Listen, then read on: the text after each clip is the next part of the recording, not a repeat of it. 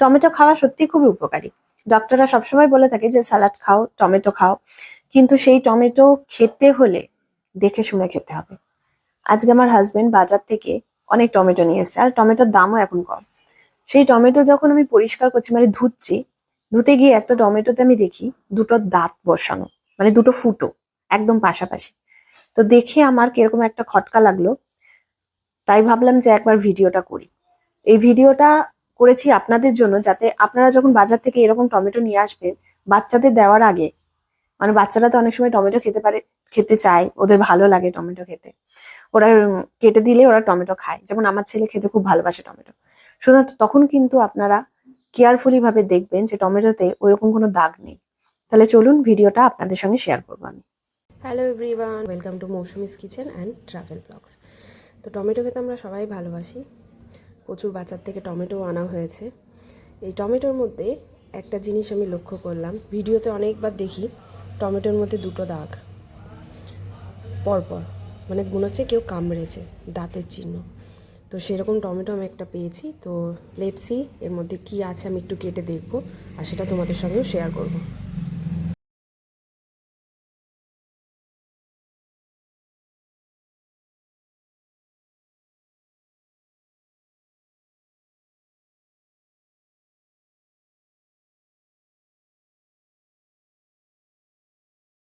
বিষ হওয়াতে এইরকম হয়ে গেছে, তাহলে বুঝতে পারছেন এটা যদি আমরা এখন খেতাম আমাদের অবস্থা এখন খুবই খারাপ হয়ে যায়।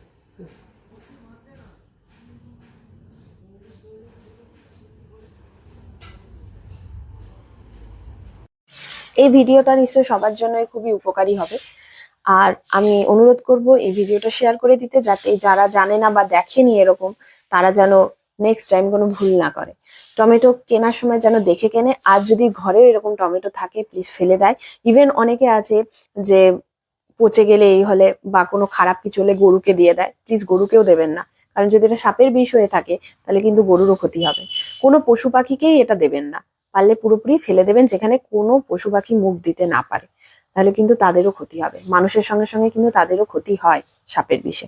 এবার আমি বলছি না যে, আমি গ্যারেন্টি দিয়ে বলছি না এটা সাপেরই দাগ বা সাপেরই বিষ, কিন্তু কি দরকার এরকম রিস্ক নেওয়া? কারণ আমরা তো দেখি দুটো দাঁত যখন পরপর আছে, একটা থাকলে হয়তো ভুল, কারণ সাপের কিন্তু প্রথমে যখন ওই দাঁত বসায় ওটা কিন্তু একদম ইকুয়াল ভাবেই বসে, দুটো ফুটোই হয়, আর সেই জায়গাটাই কালো হয়ে গেছে। ভালো থাকবেন, সুস্থ থাকবেন, আবার দেখা হবে নতুন একটা ভিডিও নিয়ে। Thanks for watching my video, আর পারলে এই ভিডিওটা শেয়ার করে দেবেন।